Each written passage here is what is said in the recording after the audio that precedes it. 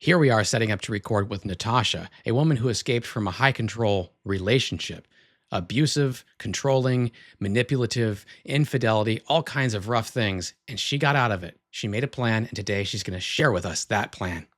But first, I want to mention that we are not mental health professionals. Each of us have gotten mental health therapy to deal with these things that are problematic and traumatizing in life. And we recommend that you do the same. But this is her story. You brought me quiches. I did bring you quiches. Thank you. You're welcome. I love them. Those are the best. I've had way too many already. I hope Robbie eats some quiches too. He will. He will. Okay. He's into it. We said that this was going to be a travel podcast, and I did travel all the way to my living room. This is Natasha Strantz. She is my neighbor and friend, and she is, if you haven't seen it, if you're on TikTok, have a look at PDXNat, and I'll show it up on the screen. She gives amazing restaurant reviews as well as just tips and tricks. She is brilliant in the kitchen, and so I recommend subscribing to her channel. But you've never been one of Jehovah's Witnesses, but you were locked into a really high control situation and you were stuck. Like what happened? How'd you get into that, I guess, is more specific. High school. And I did the silly thing by not trusting my gut instinct and being like, you know what? You've been dating all these guys that are the same, white. Like white guys, huh? Yeah. Can't help it. Yeah. Can't help it. But well, you got a nice white husband now. That's part of the thing. I'll let you go. But like you have a nice white husband. That's not what I meant. You have a husband who is white, who happens to be very nice. And you're in a happy marriage you've been in for 10 years. So... But you were married before, so... I was, yes. Take a quiche. Take some quiche. I met him in high school. We were good friends. We chatted online a lot, even when we weren't in school. And he was just like one of my best friends that a lot of people, I guess, didn't really know we were that close. So I just... And he was like gawky. He dressed in old man's clothes. Like he was just an awkward... guy who played piano and guitar. Very, very smart when it comes to like music and stuff like that. So that was, I forget what they call it, but I only am attracted to people who are smart. There's like a word for it. So I was like, you know what? I'll do something different. I'm not physically attracted, but I'll go for it. And that was my downfall. Should have trusted my gut. He love bombed me really, really hard in the beginning. He would cry when I would leave the house all the time and write me letters. So when you like left from visiting him at his house, yes, he would cry. When he's like, this is like 18 years old, he is maybe 20? Yes, 18 years old, like sobbing. Wow. Sobbing. I mean, I've said this before, I am disappointed when you leave the room, but I've never sobbed. I've never really broken down. You just get a little misty. Yeah, I do, to be fair. But yeah, it should have been a big red flag. Like adult me is like, wow, that's pretty messed up. Was that like him like, please stay, or him trying? I mean, you said about the love bombing. Do you think that was intentional? Like, or was it just his dysfunction, or what the hell? I think it was his dysfunction. He had a slew of issues, but I think it was more of he wanted to chase that high of feeling loved and feeling like someone's there for you. I think that was more of the thing than anything. Less to do with me, more the feeling that it gave him, honestly. So you're in your late teens and you're not really knowing what, red flags to watch for yet then? No. Yeah. Only the ones I saw with my mom, because she married, divorced. I saw how horrible alcoholics are. So I tried to do something different, and he ended up being probably one of the worst, most controlling, cheated on me a bunch, lied, manipulated that I had ever experienced. Even before you were married then, huh? Yes. Wow. So in high school, you guys you're seeing these red flags, but they're not the same set of red flags your mom saw. Completely different. So they don't register as that. No. So from that, it evolved to, it was a pretty crazy kind of psychotic relationship. When we broke up, well, I dumped him because my grandfather died, and that was my father. Like he raised me. He meant a lot to me. How old were you then? I was 22, 21. So before you got married? Yes, this is before we got married. So we broke up. We were broken up for about a year. And at that moment, he was not there for me. And I told myself, if this guy is not going to be there for you when you've lost one of the most important people in your life, he's not going to be there for you ever. Like just cut your losses right now. And I was feeling, pretty volatile because I'm going through a lot. So I was just like, you know what? We're broken up. And that's all I said. I was like, we're done. You weren't there for me. We're done. Sorry, not sorry. And he kind of went crazy. He stalked my grandma's house. He stalked my mother's house. He stalked my work. He would put roses all over my bedroom at my grandma's house because I was staying with my grandma because she'd lost grandpa. And so he And just walk in? yeah, grandma kept telling him to leave all the time. And grandma, she's Yeah, feisty. Ramona. Yep, she told him to leave. And he just wouldn't give up. And so she's finally like, fine, okay, like if you leave after you do that, just leave. Okay. And so he would do things like that. And during that time, I found out from his sister, Emily, that he had poured Pine Sol all in our fish tank, killed all the fish because it reminded me of him. Poor fishies. Threw computers out the window, bashed it with bats. He threatened suicide if I didn't go there right now.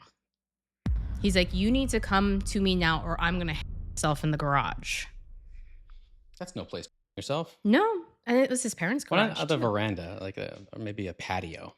They did have a veranda too and a patio. I don't know. So Better choices. yeah, I showed up to my workplace dressed in an ill-fitting suit and said, oh, you're going to come with me now. We're going to go to dinner. I said, I am doing no such thing. And he flipped out and everybody was coming out of work on a Sunday out of the mall. So everybody was kind of like gathering. So it was like one of the most embarrassing things that have ever happened to me. Because not only that, there was a Safeway in the same parking lot of the mall. So there was tons of activity and tons of people seeing him like scream at me and ask me, are you hooking up with other dudes? Are you doing this? I'm like, it's none of your business what I'm doing. We're broken up. And he just ran into his car, peeled out of there, almost hit a car. And it was like a big scene. And everybody's like, are you okay? And I was just like, what is this life that I'm living right now? There's a thing that I see a lot in relationships like this, and not that we're going to make this episode entirely about cults as well, but where cult leaders as well as manipulative partners will project what they are doing. They accuse you of. Cult leaders, in the case of the one I was in, they will say you need to be humble and submit yourself to this and everything else.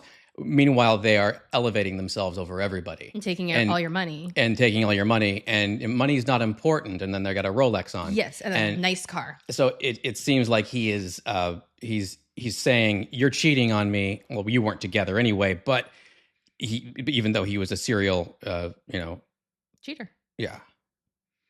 I think at that point he wasn't cheating because in Hawaii, he was nobody. Like he looked like everybody else, but like a lesser version of them. Gotcha. When we moved up here, that's when he got attention from women. That's so when when we relocated from Hawaii, which island were you on, by the way? the Big Island. Yeah. Mm-hmm. And then you go from Hawaii to like the Portland metro area. Yes. And then he kind of went wild. So yeah, how did that happen? All this chaos is happening, and then he's also putting on this I give you flowers and blah blah blah. Yeah. How did that morph into okay, what the heck? Let's get married. Well, it was more of a necessity, unfortunately. I needed medical because I was in college. Mm-hmm. They didn't have that rule where you can cover a child till 26 at the time. Right. So my mom couldn't do that. Like it would have been super expensive. And he had kind of been like, oh, well, if we get married, like you'd be covered and blah, blah, blah, blah, blah. And this is after, we had gotten back together for maybe like 6 months plus. Oh, he already had bought a ring and proposed when we were broken up, by the way. It's a good time to propose when you're broken up. Yeah. So, and bought like the ring he thought I would like and stuff like that. So that's another layer of the insanity. But I was kind of like, okay, well, maybe we might get married, but you need to prove to me that you're serious. I said, you need to be promoted in your job. You need to become a manager. Mm-hmm. You need to make a certain amount of money. And then maybe I'll think about it. Like, hey, be practical. Yeah. Yeah. And he did. So this was basically a practical situation. It was like, okay, I do Mhm. need some health insurance, and if he is a stable husband, he could be a stable partner. Maybe Right. that was just a weird patch he was going through, and maybe he's leveling out. Because he was fine when we got back together. Because of course, best foot forward, right, for a Right. while. Right. So, yeah, he had promised me he'd changed and all this kind of stuff, and then so that happened. He became manager, and I was like, "Okay, you know what? It's tracking better. Like, Hmm. everything seems to be going better." So, yeah, I mean, I need this out of necessity, so let's get married. We went to a judge real quick. I didn't want it to be a big thing. Got married. Our family was there real quick. It was nothing big. It was, like, really fast, quick, and then, like, practical, very unromantic. Hmm. But, it's what I needed at the time, and then a lot of things started changing after a while. Then he got really weird. He had broken his foot when we were in Denver, and when he came back, he was just like, cuz he was out of work and he had gained weight. All he did was play World of Warcraft, which, I did too, Hmm. but that's literally all he did. And I went to school and stuff. So he played just World of Warcraft all the time, didn't really vibe with anything. And then I started talking to somebody in our guild, and he lived in Victoria, Hmm. Canada. Hmm. And after a while, like In your being, guild? yeah. So in World of Warcraft, you have Oh. guilds Oh. Okay. Yeah. All I know is I together. saw the one South Park episode of that, and that's all I know. But yeah, I get the general Yes, idea. but Okay. no, No. yeah, it's a guild. So I'm there with you. you're with these people like several hours a week, Hmm. 5 days a week, and even more. So Hmm. you really like get to know a bunch of people. And I was like telling him and griping to him. He's like, "Hey, why don't you come up to Canada just for a while and kind of like figure things out? I have a couch. You do whatever you want. Just make me a couple meals and we'll call it even." And this is before you were married. No, no, no. This is when you were married. The marriage was not doing well. Ah. So I went up there. And before I left, there was this whole thing about like, if you sleep with this guy, you're never allowed back in this house. What? Who My said that? mom. Oh, your mom. So you and your husband were living in your mom's house in Hawaii, Yes. and then and you were having a rocky time, and then one of your guild members on World of Warcraft is up in Victoria, Canada, and says, Yes. "Hey, crash on my couch. Give yourself a break." Yeah. Have Okay. some time to think. And I told him, I'm like, "Okay, I'm gonna do this, okay?" And he's like, "All right, whatever. I don't care. Buy the ticket." And then the day before I leave while I'm packing, he's like, "I don't want you to go." I said, "I spent the money." He's like, "Yeah, you shouldn't go." I said, "You can't. I asked you. We had a conversation." That's how indifferent he was at that point. And then when it was time for me to leave, all of a sudden doesn't want me to go. And so I left. I did what I felt was right for once. I left. And it was the best decision I ever made in my life, was doing that trip. Right. And how long were you in Victoria then? 2 weeks. And then you went back to Hawaii. Well, so I was in Victoria. Jeff and I were hanging out. And then I started talking to my friend from high school, Joy. She was going to college in Portland. And she's like, "Hey, catch the ferry and come hang out with me since you're over here." And I was like, "You know what? I will." So Jeff drove me down to the dock, jumped on the ferry, grabbed the line in Seattle, jumped on the train, came down. And the moment I came out of that train, I was like, "I need to live here." It's so great, isn't it? It I was love it. instantaneous. I was like, "I need to live here. I need to do whatever it takes to be here." I just know it in my heart. I love that. That happened when we came visit here in 2009, and I was just like, "Oh, I need to live here." Yeah. Stat. This is It's great. instant. Yeah. And so then did what happened next? Did your ex-husband now, what's his name again? David. David. Did Mhm. David move then to the Portland area to be with you here? Yes. Okay. I gave him a choice, Uh-huh. and he decided to move with me. I got everything. He got his job transferred to the Safeway right there on Broadway because he could walk to work. Yep. I We know that didn't want to Safeway. have a car for a while, Yep. and the max was the free zone before. So I got to, Ride the train. yeah, for free in a lot of areas. And then I got a job. And then in that apartment complex is when he met this girl going through a divorce. And that's who he decided to cheat with, was her. Gotcha. and asked for a divorce. And so he asked for a divorce. He Mhm. asked you for a divorce. Yes. But my understanding is that you were the one that had to push the divorce through. Yes and no. I made him think it was his idea because otherwise he never would have Right. agreed to it. And I remember we were talking about this just casually once before. You're saying how you were sitting in your marriage and he's cheating on you. Mhm. And uh, what other things were going? What other things was he doing? Was he acting erratically or? Oh, yeah, the cheating was written all over his face. I was like, "Okay, so why do you wanna divorce me?" Because I felt like it was the first time I was, like, opening up and being like, "Let's give this marriage a real shot. We have a fresh start in Yeah, Portland." yeah. And I felt like I just got slapped in the face once I opened up, and he was like, "You're a manipulator. You're a liar. Look at all these things you did to me X years ago." I'm like, "Okay, but you never told me this is how you felt." Mhm. And he was just like, "No, well, you should have known because you're such a liar and a manipulator and you lie What about did he all these claim that you things." did? Oh, a slew of things. He's like, "Oh, yeah, that one time you said you had a miscarriage to keep me. You know, you're such a liar." I'm pretty sure I might have had one. Hmm. The bleeding was astronomical. Hmm. I've never experienced that before, and it was all at like one time. And now that I've been pregnant and I passed some blood Hmm. clots, I thought I was losing Cameron, Hmm. but I had been like passing a bunch of blood clots really, really quickly. And Oh yeah. I think it could have been either that or a miscarriage because the amount of blood is not a period. Yeah. And like he's like, "Yeah, you lied about that to manipulate me. I did no such thing." Right. So he is started having a relationship with the girl in or this woman in your apartment complex, Yeah. and then he wants a divorce. But like, it, how was he also trying to hang on to the relationship somehow? I At that seem point, no. no. Okay. No. So then what happened next? So then I was like, "Fine, I just need time to figure stuff out." I was sleeping on the couch, and he finally came up to me, and this is like a month goes by. Mhm.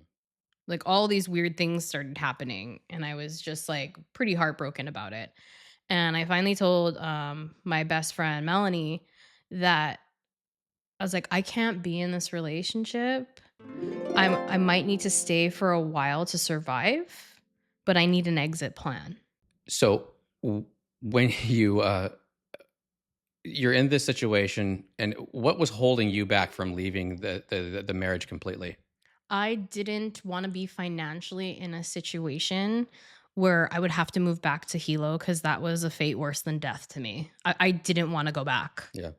I wanted to stay here. I loved my life here. I love my life here. Mhm. Outside of Um, your marriage, that back then, yeah, you loved it. So, and I guess it was just then. I think a lot of people find themselves in this situation, yes. that way where you are, especially when you got married young, you are financially stuck, even if you Yes. don't have kids. Like it's just both of us have been divorced, and even mine was Mhm. a really an amicable divorce, but it was such work detangling Yes. everything, Yes. and so I mean, it's I remember I also and I got into another relationship, which she's from across the street. She's witnessed all my ill-fated and ill-chosen Everything. relationships. But this other relationship, it took a lot of detangling, and it was because she relied on me financially, Yes. and that was just I'm not talking about my marriage. That was a girlfriend I had, and it was just a big old mess. So Yes. I had to sit down and go, okay, now this is just a girlfriend boyfriend thing. We weren't married, but I still had to look ahead and go, this is going to be 3 to 6 months of awful. How To, long was it? I don't what I it think it ended wasn't up being 3 months. yeah, it wasn't 6. I know Mm-mm. that. Because eventually I went, oh, I need to get out of this. And I finally was starting to make a little better living. So I rented, I said, here's 3 months rent. Please go for both of our mental health. Please go. There you go. You're And so nice. it wasn't about nice. It was for me. Yeah. I was, it was, I didn't have a ton of money. I was just like, I need out of this now. I cannot Mentally, I walk need into, out. I hired movers. So I can't lift all this stuff. Great. and and $3,600 later, I was free. But that is not an option for a lot of people, and it was never an option for me before. When I was a Jehovah's Witness, I was always paycheck to paycheck. So you were finding yourself trapped. You need health insurance. You need a place to live. You weren't very far along in your career because you're quite young. You're in your early 20s. So you've got all this stuff going on. When you're looking at that, Mhm. what did you say? Oh, okay, this is going to be a shit show for 2 years or 1 year or something. How'd that go? Yeah, I was kind of like, okay, Natasha, time to put your big girl shoes on. Stop crying about this. This man does not deserve you nor your time. He's acting like he doesn't want to be in it because we went to therapy Mhm. and she was my savior. She really woke me up. She made him go out of the room because it was a consultation. And she goes, honey, this man doesn't want to fix anything. She's like, this is not going to work out. He doesn't care. How bad does it have to be when the therapist says, "Divorce now, now"? I'll be the witness. She was professionally saying, get the F out. Like that's what she was kind of giving me that look like a mom, like, girl, run. And I looked at her and I said, noted, I will do that. She goes, he, on the other hand, needs tons of individual therapy, Mhm. which I encourage him to do. Mhm.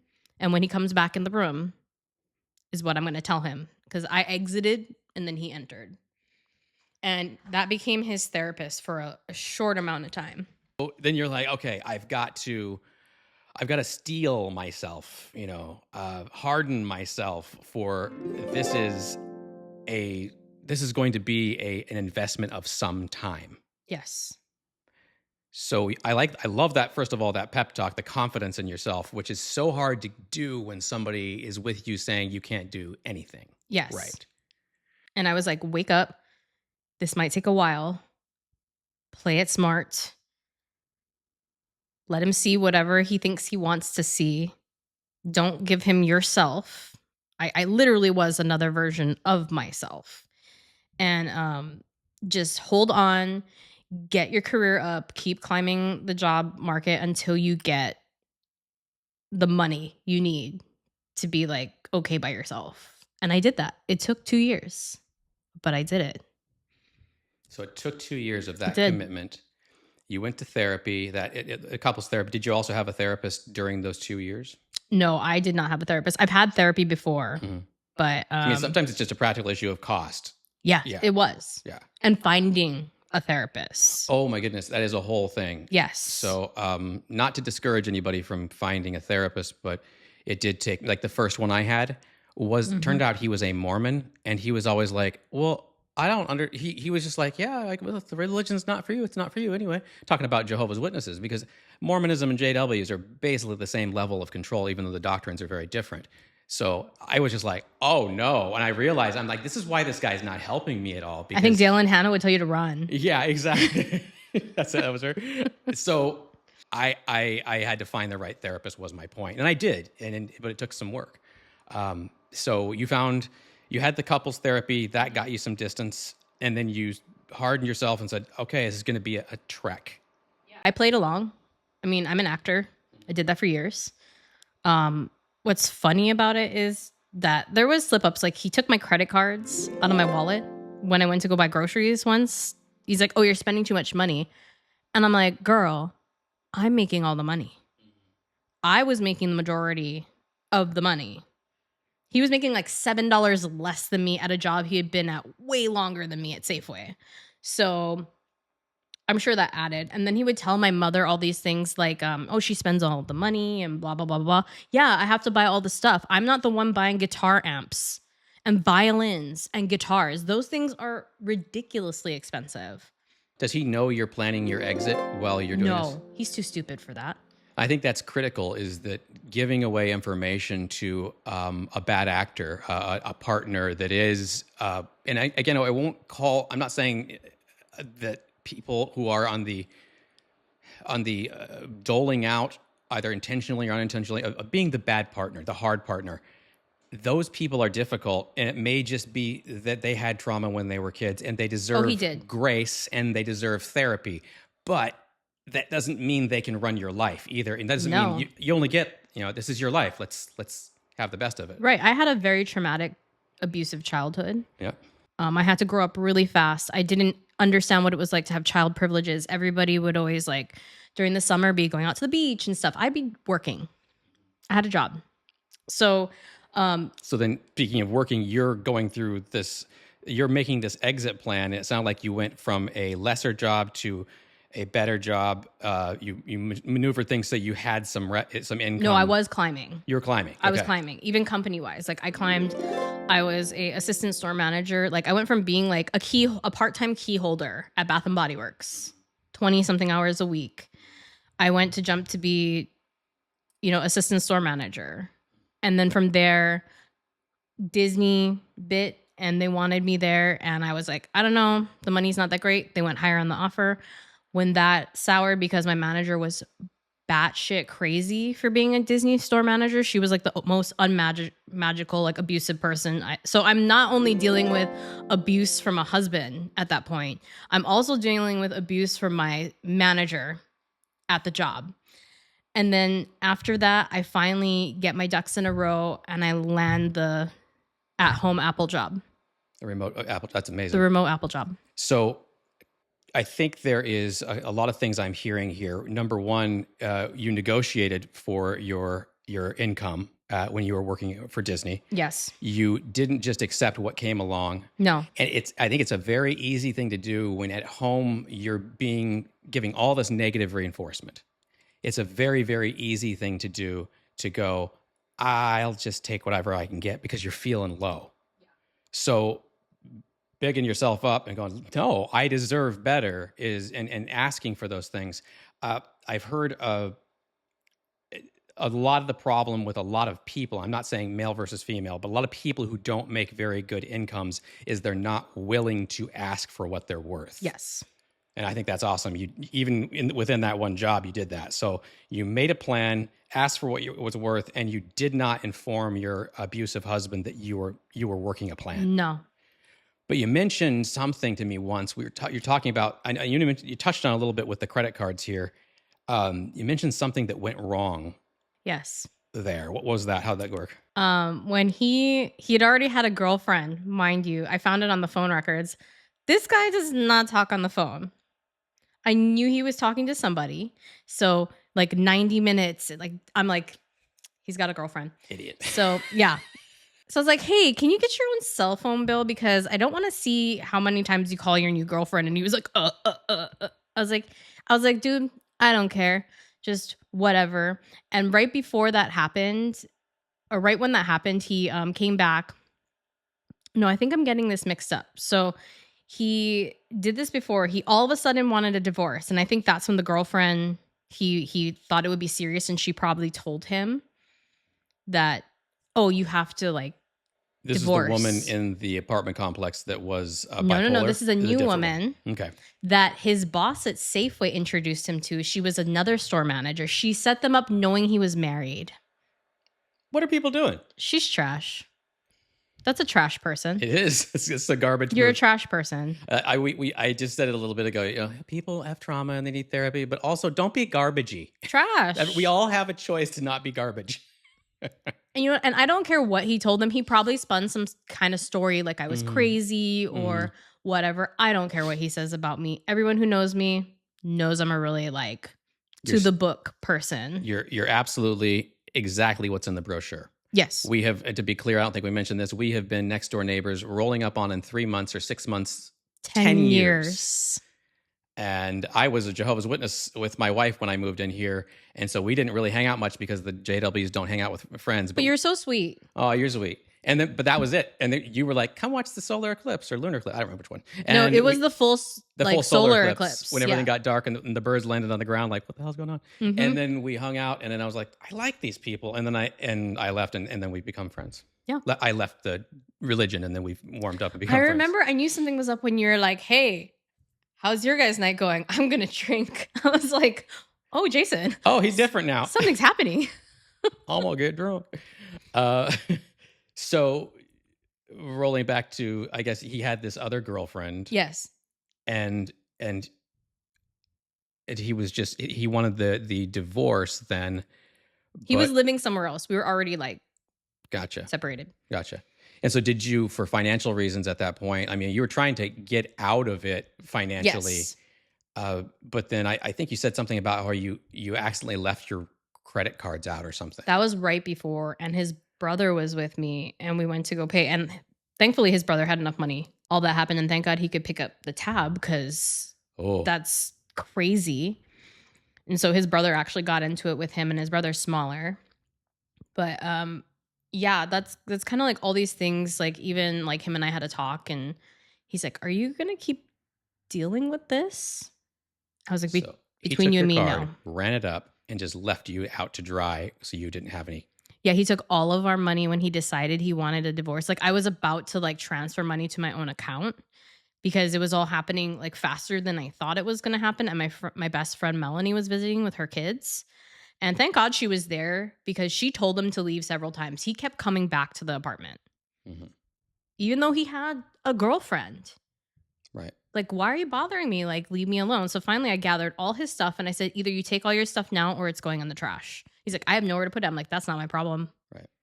So set some boundaries with the stuff, keep him out of your place, Yep. separate finances. I know you mentioned that if one thing that you would do differently is really lock down the money, transfer Yes. funds, squirrel away funds that are Yes. rightfully yours, and make sure that there's just no access to your credit cards. None. Because yeah, because he'll just run them up being petty. Mhm. So I guess that's kind of like, I guess I'll present that as a question like, what is that? What kind of advice would you give somebody who is right now in a relationship? They know it's abusive. They know it's not good for their mental health or their finances or their anything, physical health. What kind of steps? First step, what do you do? Well, first of all, tell yourself, like, this is only a small amount of time. It's gonna pass. I know it's really hard right now, but this will be over sooner than you know, and you're gonna be happier in the end. And make sure you have, like, all your documents in one place. I still do in case of, like, a fire or something, but everything in one place. Make sure you have a go bag in case you do need to flee at any single point. All you need to do is grab those 2 things and run. Um, and just really, like, be kind to yourself.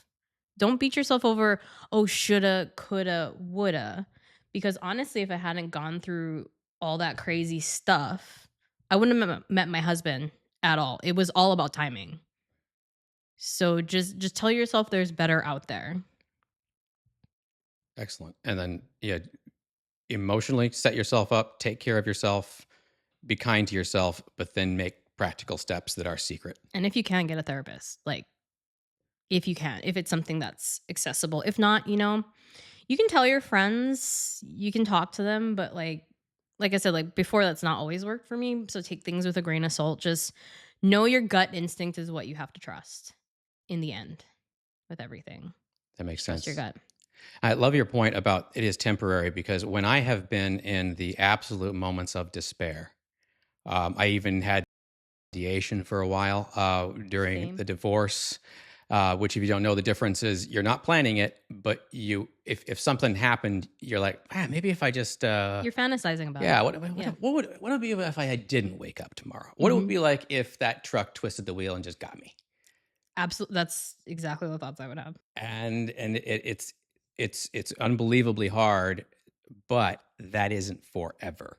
And the weird thing that many human brains do, according to my therapist, is they make you think this is forever. This emotional state or this thought is just a fleeting thought. It is not forever. Like, you can't escape. Hmm.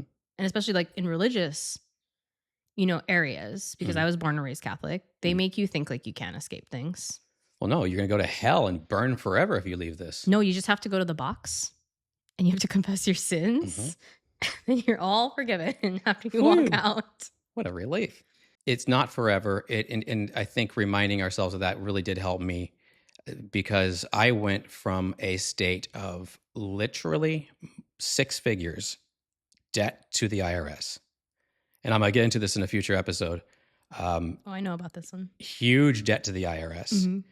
6 months behind on my mortgage, often overdrawn checking account, not nearly enough money to pay for the things that I need to pay for. And even though I'm not saying Rebecca was not abusive, my ex-wife, and you knew her. In fact, I'm friends with her now, but it was just the practicality of a divorce. Yeah. Now she needs to live somewhere else, and I need to buy her out of my portion of the house, and I need to somehow figure out how to get caught up on the mortgage.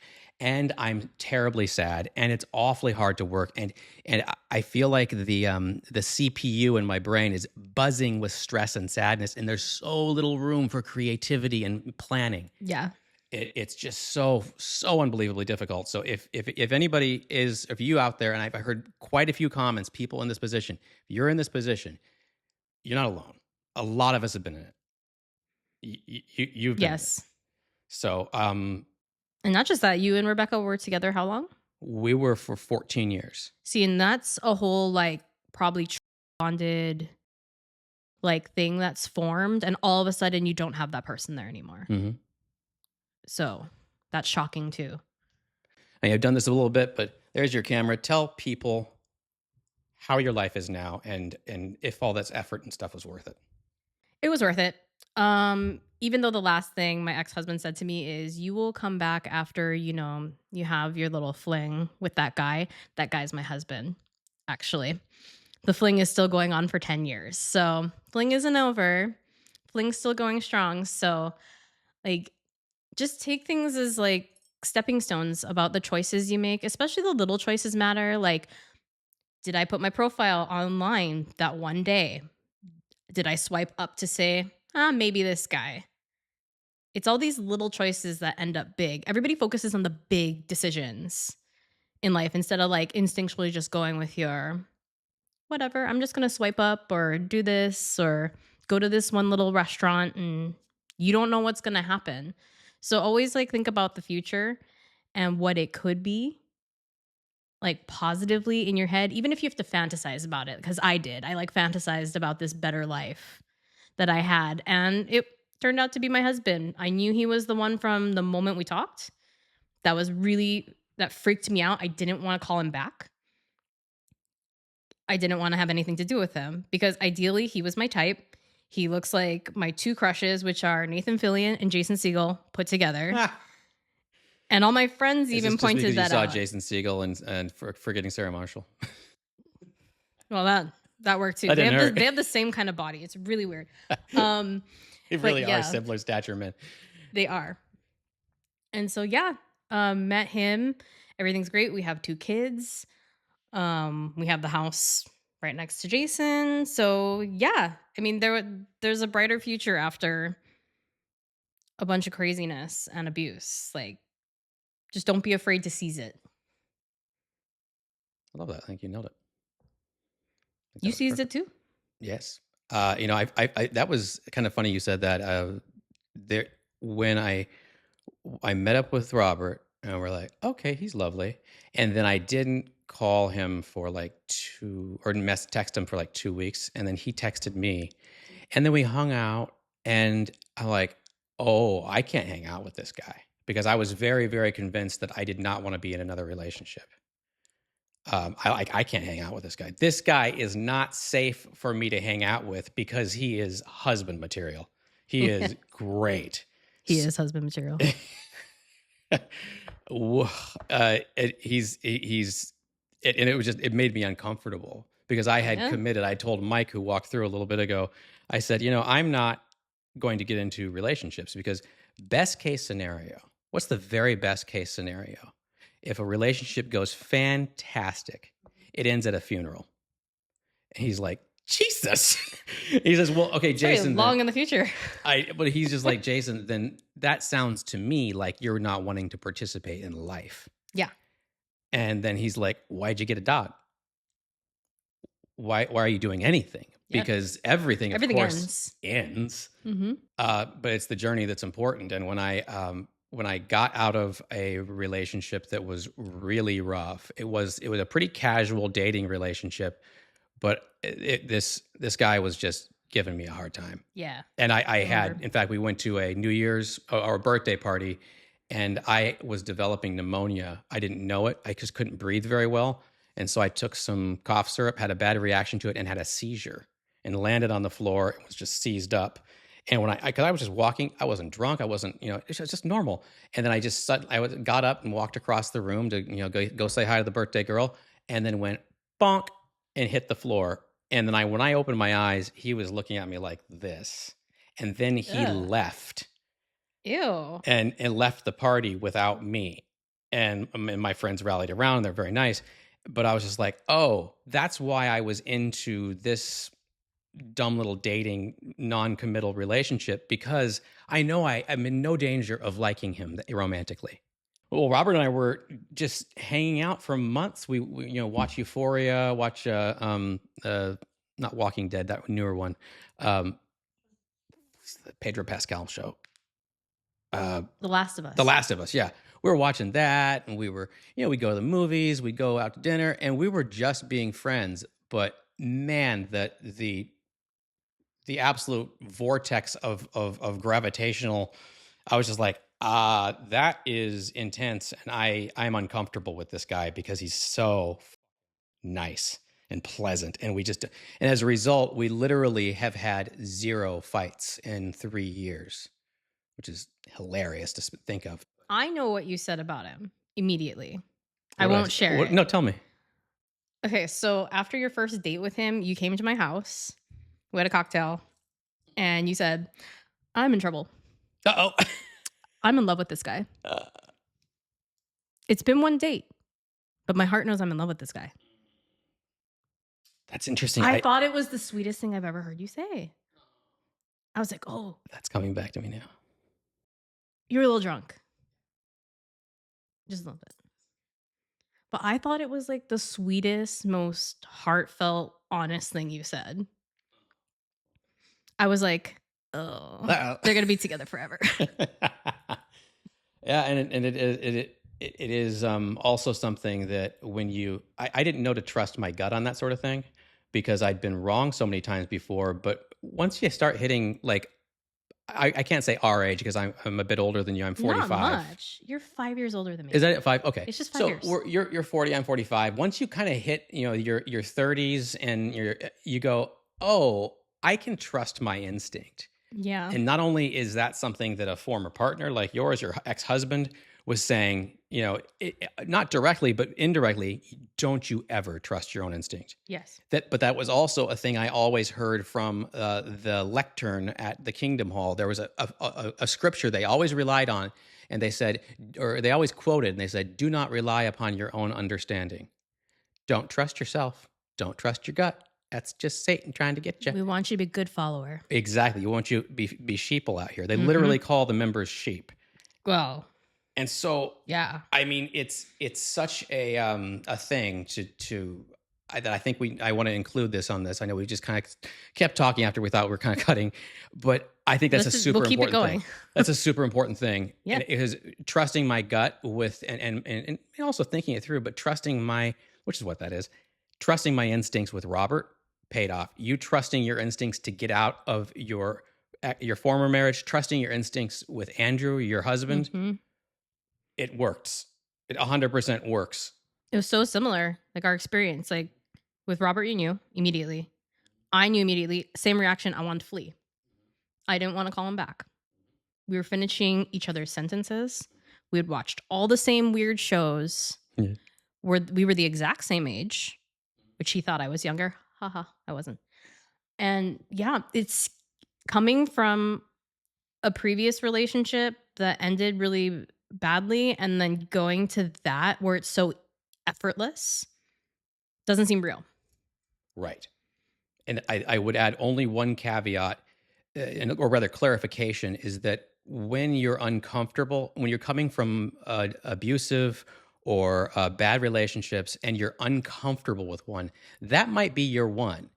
Watch out for red flags, but what a lot of us do is we seek out to repeat trauma and reenact it. And so the most fiery, like infatuation-y, no reason, rhyme or reason for it. They're not even a nice person to us, maybe super attractive. Watch out for those guys. But when you're uncomfortable with how pleasant someone is treating you, Yes.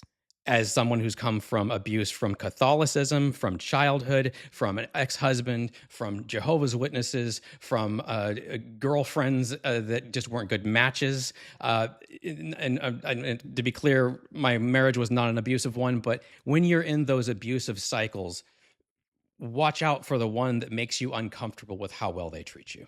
Yeah. Because that's a good guy or girl. Yeah. Or non-binary. Yeah. Just guys for us, though. Yeah. For us, it's just guys. Yeah. Just dudes. Like a binary is. I'm into the Just real the fuck part. he-hams, right? He-mans. Yeah. Oh, that looks like that's going to be a mess, that movie. Uh, Did you see the trailer for it? yes. Ooh. God, they're so unoriginal. No one can come up with something original anymore. Well, I'm sorry that things have been so hard for you, but that doesn't give you the right to be shitty to me. I can't be around someone who's just fueled by bitterness and negativity. You know, it's funny. When you look at someone through rose-colored glasses, all the red flags just look like flags.